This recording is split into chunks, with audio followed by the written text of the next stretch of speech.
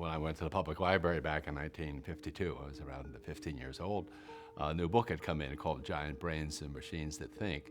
And it made the analogy that these emerging computers could amplify the power of the human brain.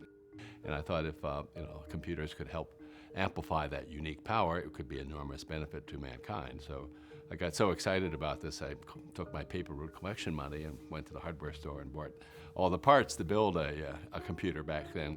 And I built a computer that played an automatic game of tic-tac-toe in a way that was, of course, initially unbeatable. And then people got frustrated when they were using it. So I made a little counter in the back so that every 35th move would be a mistake. And then they could occasionally win, and they were much more happy. And that was entered into a science fair, and I won a scholarship to MIT. And so it was really an opportunity for me to go from just casual interest to really getting serious about trying to study the brain and the human nervous system and how that could allow us to make more effective intelligence systems. When I was at MIT in the 50s, the word neuroscience hadn't even been coined. None of the precision of understanding how the brain is operating existed at that time. I was studying quantitative biology, which meant we started at the cell level and we went into molecular levels. I was using the tools available at the time to study what happened during the change in the brain from a tadpole into a frog. And the tool I had available was just a micropipette, which is a very thin little glass tube. But the finest resolution could only get me a measurement of hundreds and hundreds of neurons in the area.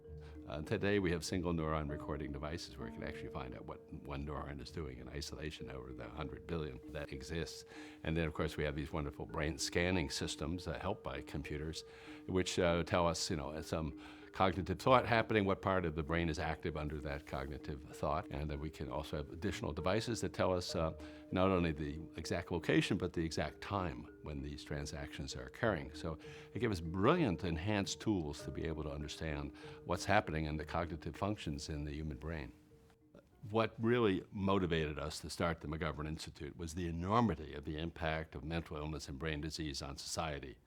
This is a terrible impact on emotions and quality of life for people, plus an enormous economic impact on society.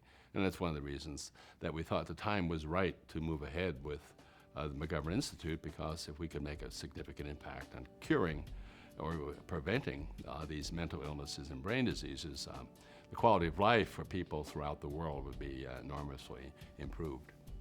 We can start research for which no other source of funding is available.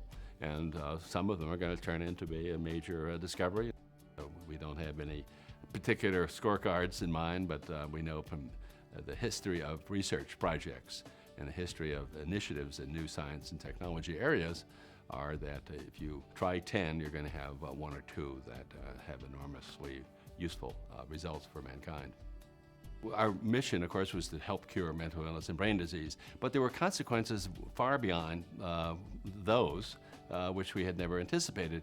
I think the Bible says the person who gives often gets more rewards than the person who receives the gift, and I think that insight is very true, that the giver gets tremendous unexpected rewards in terms of a sense of a much better quality of life than they had before they made their philanthropic commitment. This is the most exciting time in neuroscience. I think we're 5 to 10 years away from major breakthroughs that will prevent or cure schizophrenia, and Alzheimer's, attention deficit disorder, or autism, dyslexia, etc. So now's the time to be involved, because when those discoveries come about, you can take great pride in the contribution that you made to making it happen.